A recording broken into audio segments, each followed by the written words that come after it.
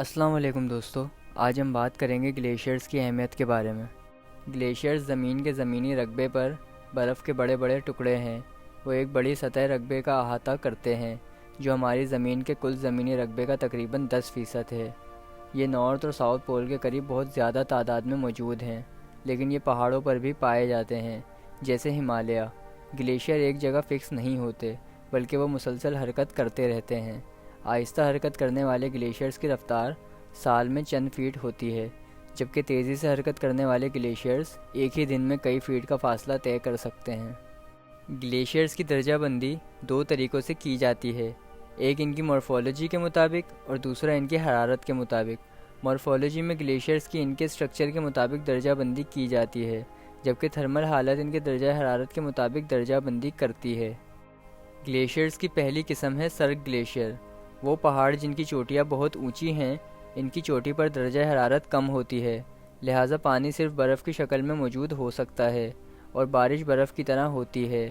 دھیرے دھیرے بارش برف کے بڑے پیمانے تشکیل دیتی ہے، جسے سرگ گلیشیئرز کہتے ہیں۔ سرگ گلیشیئر بہت اونچے پہاڑوں کی چوٹیوں اور ان کے سلوپ پر بنتے ہیں۔ گلیشیئر کی دوسری قسم ہے وادی کے گلیشیئر۔ یہ اس وقت بنتے ہیں جب بارش برف کی طرح ہوتی ہے اور وادی کو بھرنا شروع کر دیتی ہے۔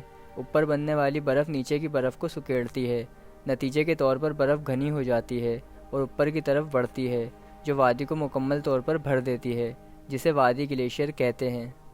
ان کی تیسری قسم ہے آئس کیپس۔ یہ سب سے بڑے گلیشیئرز میں سے ایک ہیں۔ یہ ایک بڑا برفانی جسم بنانے کے لیے زمین اور پہاڑوں کو مکمل طور پر ڈھانپ لیتے ہیں۔ یہ گلیشیئرز 50,000 مربع کلومیٹر کے رقبے سے زیادہ نہیں ہوتے۔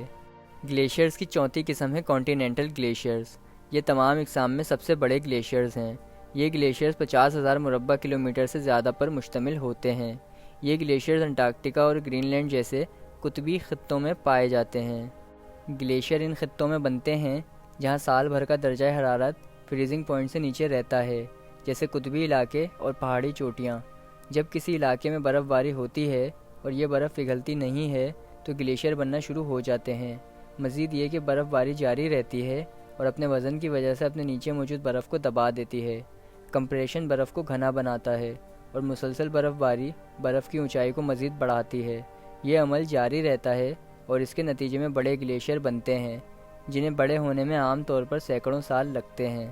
گلیشیئرز ہماری عالمی آب و ہوا کے استحکام اور انسانوں سمیت بہت سے جانوروں کے لیے بہت اہم ہیں۔ گلیشیئرز ہمیں بہت مفید وسائل فراہم کرتے ہیں۔ سب سے زیادہ کارآمد وسیلہ جو گلیشیئر فراہم کرتے ہیں وہ تازہ پانی ہے۔ دنیا کے بہت سے دریا مکمل طور پر گلیشیئرز کے پگھلنے سے بھر جاتے ہیں۔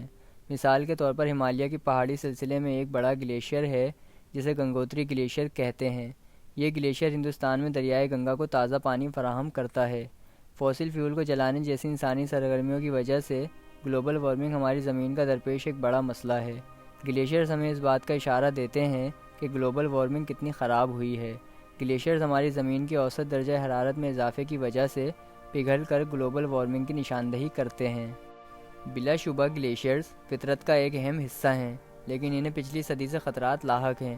انسانی سرگرمیوں کی وجہ سے فوسل فیول کے جلانے سے زمین کا اوسط درجہ حرارت بڑھ رہا ہے۔ زمین کے اوسط درجہ حرارت میں اضافہ گلیشیئرز کو اس پر برف کے جمع ہونے سے زیادہ تیزی سے پگھلا دیتا ہے۔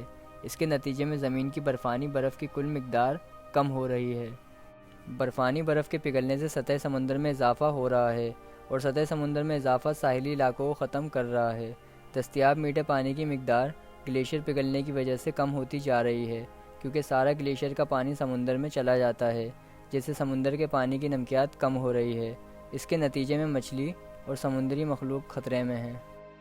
امید کرتا ہوں کہ آپ کو آج کی ویڈیو پسند آئی ہوگی، اور اگر آپ کو آج کی ویڈیو پسند آئی ہے تو پلیز لائک اور سبسکرائب کریں۔ شکریہ۔